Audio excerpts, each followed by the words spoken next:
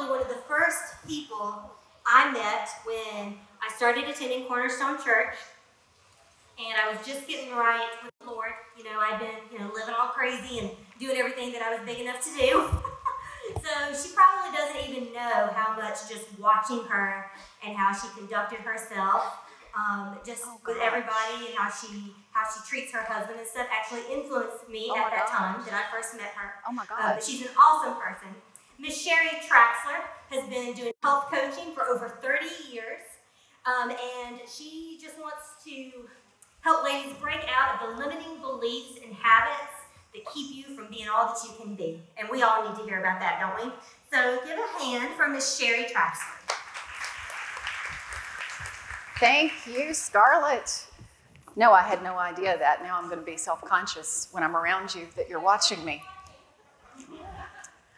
All right, so you all, I was in the restroom. I promise it's not too much information. I was in the restroom asking myself, what if I go out there and fail? What if I go out there and just blow it? If I go out there and I start eating what I'm not supposed to eat, if I go out there and I start overeating, how much am I going to have to run tomorrow? Why do I have such a horrible relationship with food? Why is it that, if Sally brings these cookies and I have one, I can't stop? What is it about me that I can't trust me, that I can't trust my body? I don't get this. I was at a work Christmas party in the restroom having this conversation with myself. And it did not dawn on me then, as I was thinking something was wrong with me, there's nobody else in line, maybe they were in line at this point, waiting to get in, but there was nobody in line waiting to get in to have the same conversation with themselves. And I was just thinking it was me. And specifically, I was thinking it was something innately wrong with me. There was something wrong. It was that I was trapped in this lie, that I had to eat a certain way to be good. I had to be a certain way to be good. I had to look a certain way to be good. I had forgotten that I was already, and this has already been hit on so many times in conferences, so cool. I was already declared good by God. Psalm 139, 7:13-14. Where can I go from your spirit? Where can I flee from your presence? For you created my inmost being. You knit me together in my mother's womb. I praise you because I am fearfully and wonderfully made. Your works are wonderful. I know that. I know that full well. I have understood it. I've received it. I know that full well. God has seen you. God knows you. God made you in his image, and he made you to be free. He did not make you to live in bondage. And in my world, in the health and wellness world, there's 3 bondages that come up quite often, and I want to talk about those briefly today. One is the bondage of a bad relationship with food. I've already told you a little bit about that. Another is the bondage of sitting on your behind too much. That is a trap. And the other is, this trap looks really good on Christians, at least on the outside sometimes, and that is the trap of running on empty, pushing through to serve beyond what your responsibility is, that I'm going to just keep going even though I'm tired. I'm going to not take time for rest and sleep and play. That's also a trap, and it limits you. What do these traps look like? The bad relationship with food trap definitely looks like the diet mentality, and that was a big one for me. That's the trap where you say, if I quit dieting, I don't know if I'd eat out of control or not. That's the one that says, I have a fear of deprivation, but I also have a fear of being out of control. It's the one that says, I don't know if I can trust my body. That is fearfully and wonderfully made that we just read. I don't know if I can trust it. But it also is that I don't know if I can trust me with food or not. There was a time I was in, actually this was in college, I was in a work break room, and it was just me and a dozen donuts. And when I left that work break room, it was just me and about a half dozen donuts. And again, I was like, what's going on? Why do I have this? I must have a food addiction. There's just something going on. What is wrong with me? I didn't realize it then, but I realized it now, and as an adult, I'm a journaler, and I go back and I read my journals. So I go back and I read my college journals, and I see now what was going on then. I would have a week or two of being really good on my diet, meaning I was physically depriving myself. I was hungry a lot of the time. I was mentally depriving myself of I can't have this, I can't have that, I can't have that. And I was also a cross-country runner, which meant we did 2-a-day workouts, so you run in the morning, you run at night. So I'm doing 2 runs a day, hungry. And then I walk in a work break room with a dozen donuts. Of course I'm going to eat. I'm surprised I didn't eat all of them. You know, of course I'm going to eat several of them.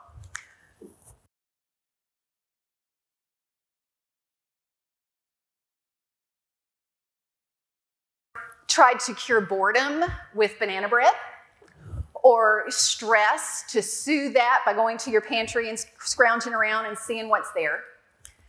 You don't have to have a diet history to get into emotional eating. That happens to, I'm not going to ask for a show of hands because every hand in here would go up most likely. Emotional eating is something that definitely traps you. And just here's a quick little tip. If emotional eating is something that you deal with, I encourage you to give yourself a pause. Tell yourself, God has made me to be able to handle this emotion for 60 seconds, 5 minutes, 10 minutes. You pick the time, just kind of at preset. And anytime you find yourself going, oh, I'm stressed or I'm bored and I want to, grab something to soothe that, say, okay, I can do that. Give yourself permission, I can do that, but I can do it in 5 minutes. That takes out that automatic going to food to solve something for emotion. So that's just a quick little tip there. Freedom feels so good from all of that. I have a prayer, and I'm going to read it to you later or pray it over you later, actually, that I wrote for myself when I was on my freedom journey for this. And just this week, as I was preparing for this, I started becoming more aware of what I was doing, because I've been freer for a while now. And at lunch one day, I grabbed this little snack pack of chocolate-covered blueberries. I think, yeah, it was chocolate-covered blueberries. And I opened up the little snack pack, and I ate 2, 3, 4 of them. I don't know. I promise you in my dieting days, I could have told you exactly how many I had had. But I had a couple or whatever, and I put it to the side, and I went, oh, I'm satisfied. I'll have these later if I want them. I went, oh, yeah, that's right. That's freedom. Years ago, I couldn't have done that. So if this is something you're struggling with, I promise there is a way out. You can get free. The other trap is the sit on your behind too much trap. This one, really simple, ladies. Just ask yourself, actually ask God. Actually, we can use Jen's things from last night of asking God, God, how do you want me to move? How do you want me to move for my health? And I can promise you the answer is not going to be a drill sergeant. My clients that are in the room know that I'm not a drill sergeant. And it's not punishing yourself, because you can never punish your way to health. Hear me on that. You can never punish your way to health. However, it is like being the Proverbs 31 woman. She was strong, she was active. So there is this place for this. The third trap is the one that makes you struggle to function. It's that running on empty, though I will say you can't really run on empty. That's a misnomer. It's more like you hobble along on empty or you limp along on empty. This is the one that happens when you get this idea that I'm responsible for everything, I've got to do it all. When you get this sense of getting your identity, I'm getting ahead of myself, but you're getting your identity from what you're doing, and you just push through and you don't take the time to rest. I had not planned on telling this story, but where's Carlotta? Carlotta and I were having one of those wonderful hallway conversations earlier, and those are, sometimes at a conference, those are the ones that are most eye-opening. And she and I were talking about, as women, how often we will push ourselves and push through and are serving other people. And there was a woman, I just love this woman dearly, and she was in an abusive relationship, got out of that, went into kind of a safe house type thing, had 2 little girls. And she said every Saturday night, she made a point to take a bubble bath. And it was, yes, it was self-care for her. It was putting into her tank. But it was also, she said, I'm doing this mostly to teach my girls, setting the example, I have to self-care, you have to self-care. I'm setting a boundary that this is my hour a week. The door is closed. Unless you are bleeding or dying, you do not come in. This is my time. But it teaches them by example that it's okay for them to set boundaries, and maybe it'll keep them out of an abusive relationship. So that story it's a freebie. Hadn't planned on telling you that one. Mark 6:31 is one of my favorite scriptures related to the rest that you need. And that is, and I'll just read this to you like I hear it. Jesus is inviting you. Come away by yourselves to a deserted place and rest a while. Come away by yourselves to a deserted place and rest a while. Why do we fall into these traps? In 30 years of doing this, for myself and also in my clients, I typically see one of these 3 reasons. One is that, and this has come up in this conference as well, that you question your worth. Am I really worth taking care of? Am I worth spending this time on? Am I worth taking this effort? Am I worth spending this money on to take care of myself? You have that little voice on your shoulder that says, oh, who am I going to pick on? We're all picking on Lisa today, so I'll pick on Lisa. Lisa's more important than I am. So I'm going to make sure things are done for Lisa, but I'm not sure if I'm going to take care of me or not. Another reason is that we are identity-driven by the world versus God. Identity-driven, the world says, you'll be good enough when you reach this level in your career. You'll be good enough when you've made this much money. You'll be good enough when your family looks like this. God says, you are already accepted. You are made in my image. You are enough. And here's where this trips us up in our health and wellness. We've got these goals we're driving for, and I'm a goal girl. Give me my goals. I want to go for my goals. I may not be quite as type A driven as somebody over here, but we're there. So anyway, so I've got my goals. I'm going for them, and if my identity is wrapped up in that, all of my health and wellness takes a trip to someday out. Someday I'll start on my workouts. Someday, when I get through this project, then I'll catch up on sleep this weekend. When I get my family here or my career here, then I'll deal with my relationship with food. The third trap, or excuse me, the third reason, and this one's big for me too, is we have been in this pattern of thinking so long, we don't know there's another way. We've lived in bondage so long, we've forgotten what freedom feels like. This is a picture of me, which I am so blessed for all of our tech people today who were getting these pictures going. They were getting all crazy. Anyway, in a moment, there's going to be a picture of me up here at 9 years old. And at 9 years old, just pretend you see a 9-year-old girl up there. At 9 years old, I was at my 9-year birthday party, and all the women in my family were dieters. It's just what we did. So at 9 years old, I decided I was going to go on my first diet. And it was not because from a health standpoint or anything like that, and I was normal weight. But I did it to lose 2 pounds, just simply because that's what we did.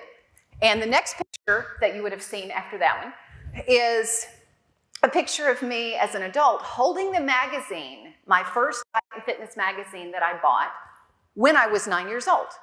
And in it, I still have it. I've got calculated all my calories and stuff and how I was going to lose that 2 pounds. So growing up with that, I had no idea there was another way. I was in another work break room, and this guy was eating I will never forget this, he was eating a Taco Bell bean burrito. And he ate all of it but the last bite. And he wrapped that bite up and he put it in the fridge. And I looked at him and I said, Sean, what are you doing? He said, I'm putting my burrito in the fridge. Yeah, but why? He said, because I'm not hungry anymore. Blew my mind. Because in my world, it was like, oh, well, there's only one bite left. Go ahead and finish it. Or, I don't know when I'm going to let myself have this many carb grams again.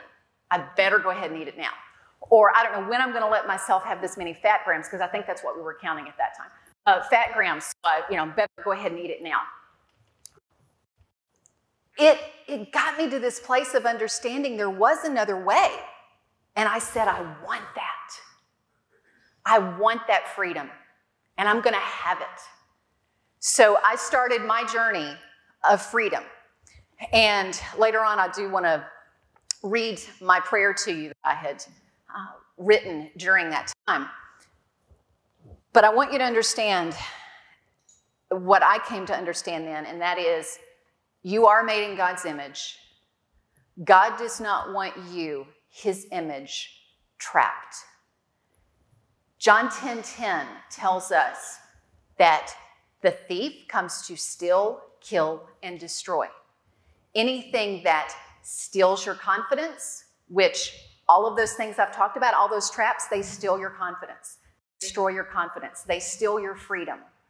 God does not want that for you. He wants you to have life and life more abundant. So your first steps to freedom, what does this look like? Your first steps to freedom? I'm going to go back to Jen last night, where she was talking about asking God to talk to you on some very specific questions. 1 Timothy 4:15 is one of my absolute favorite scriptures. Meditate on these things. Give yourself entirely to them so your progress may be evident to all. Ask God, God, you know me better than I know myself. What scriptures do I need to get free? And he will tell you. And of course, then at that point, it's your job to meditate. Think over and over and over again on those scriptures. Visualize yourself living those out in the areas of health and wellness in your life. The second is the prayer that I mentioned that I'm going to read to you. And I do have a copy of it for you because I don't want to just pray it over you today. I want you to take it home and pray it over yourself. So I have copies at my table. Please, before you leave today, get one of those. And the third is join me at my Break Free retreat this fall. In this retreat, you are going to discover and break free of lies that have been keeping you trapped, either in an unhealthy relationship with food, or sitting on your behind too much, or not taking care of you, not taking that rest time and that rebuilding and playtime that you need. You also are going to experience some activities. There's a lot of activities in these retreats that will activate the truth in you to set you free. You'll be supported, you'll be encouraged, you'll be celebrated as you break free. So if that's something that you're saying, this is an area that that I'm serious about, that I'm saying, I'm drawing a line in the sand, this is time for me to work on this, come see me and I'll get you some details on that. And also, if you decide to register today, you can get some free bonuses. My book, Go Forward 28 Days to Eat, Move, and Enjoy Life God's Way. It's a devotional guide on what the Bible says about health. Also, my Nourish Your Life CD and DVD. It's a nutrition program, so you can learn how to nourish your body without dieting. Allow me to read this prayer to you, or actually allow me to pray it over you. Because you are made in God's image, now is the time for you to start walking in freedom. If you're comfortable, You can close your eyes or just cast your gaze toward the floor. And as I pray this over you, agree with me as a decision, a determination that God, I want to live free. And spirit, mind, and body, I'm going to do that. Father, Jesus, Holy Spirit, you are my personal God. You care about and perfect those things which concern me. I desire to eat the way you designed. You have made me worthwhile and valuable. You have made me worth taking care of. You designed my body with your wisdom.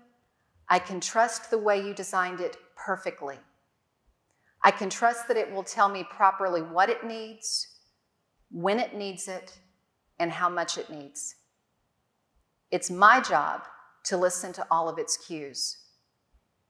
Today, I will eat every time I am hungry. I do not fear going hungry. I will wait until I am physically hungry to eat. I will stop what I am doing so I can listen to my body's signals. I will eat whatever my body, not my emotions, and not my old rules, either one, is telling me it wants and needs. I will eat slowly and allow myself the pleasure and nurturing designed the food to give me, tasting and enjoying every bite individually. Then when my body is no longer hungry, is not calling for food, when the pleasurable taste of each bite is decreasing, then I will stop. And I know the next time my body is physically hungry, I will eat again. Thank you for training me to eat as you designed. When I want to eat for any reason other than physical hunger, I will come to you instead for filling and direction. In Jesus' name, amen. So that prayer of dedication I wrote for me in my journey. Pick up your copy. There's space there for you to personalize it for you because your journey is different than mine. Everybody's journey is unique. Have you ever experienced a conference where you've gotten some great insights and then you go home and they get put in a filing cabinet and you forget about it? Guess what? We're not going to let that happen. And the reason we're not going to let that happen is because we're going to download, really deepen that in an experience you're about to have. Aren't you excited? And you don't even know what this experience is. So get ready to put into practice what you've learned. I want to shake things up a little bit. So this is, we've been sitting on our behinds for a little while, right? And we're about, not sitting on our behinds a lot. So I'm going to have you enjoy some discussions with some new people. Isn't that a nice way to phrase that? We're going to enjoy some discussions with some new people. So each table has a facilitator that's going to be keeping discussion going along. So what we're going to do is we're going to discuss some questions. We're going to discuss what we've learned.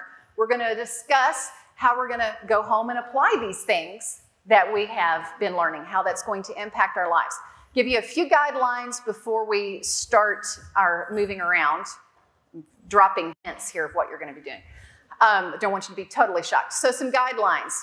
Number one, as always in these situations, what gets shared here stays here. Very good. Y'all already know that one. Let your facilitator keep the conversation going, both keeping it focused. So if people are over here having side conversations and your facilitator says, hey, join the crowd, please go along with that. They're also keep things moving in that if things stall out, they might call on somebody to get conversation going, to nudge things. And last is remember to share your insights. You're not necessarily advising somebody else in a situation that's going on for them. Does this make sense? We all good with this? Even if we're not good with it, that's what we're going to do. So I mentioned you'll be discussing with new people, so we're going to play a little shopping basket turnover. At the table, your facilitators have some cards that they are passing around to you now. Some have lipstick, some have tiaras, some have rings, some have makeup, all kinds of different things. So everybody's going to be getting a different card. And facilitators, so that you know what is about to happen, I'm going to let you know, that I'm going to ask each facilitator whenever I call your name and your card, if you would stand. That way, when we play shopping basket turnover and everybody gathers their things and moves, hint, hint, you're going to be gathering your things and moving to a new table and meeting new people to have these discussions, you'll know what table to go to. So table facilitators, get ready when I call your name and your card to stand up so that people with that card know where to go. Does anybody not have their cards? Everybody has their cards. Everybody's gathering their stuff. Everybody has their cards. We are ready to play the game Shopping Basket Turnover. First one is Carlotta, and don't move yet until everybody is standing for this, okay? So that if you have a tiara, a queen, you are coming to Queen Carlotta. Whitney is a dress. If you have a dress, you're going to Whitney. Brenda has a ring. If you are a ring, you're going to be going to Brenda. Makeup is Miss Laura. If you have makeup on your cards, you're going to go Miss Laura in the back. Heart is Jeannie. Where is Jeannie? Right there in the middle. Earrings is Natalie. There we go. In the back is Natalie for earrings. Perfume is Sandy. Where's my perfume? All right. High-heeled shoes, Miss Chi. Woo! Okay, high-heeled shoes. Nail polish. These are about as high as I get, y'all. Little 1-inch blocks. Nail polish, Jenny, right over here. Candle, Nancy. Where is Nancy? Right up here at the front. If you have a candle, chocolate. Margot over on the side. Purse is going to be me in the back. Lisa is standing in for me. You look gorgeous as a blonde. I'm going to dye my hair. Okay, great. Flower for Kelly, right over here in the back if you have a flower. Necklace, Carol. Where's our necklace? Right here in the middle. And lipstick, Lisa, right in the middle as well. So grab your belongings and head to your new table.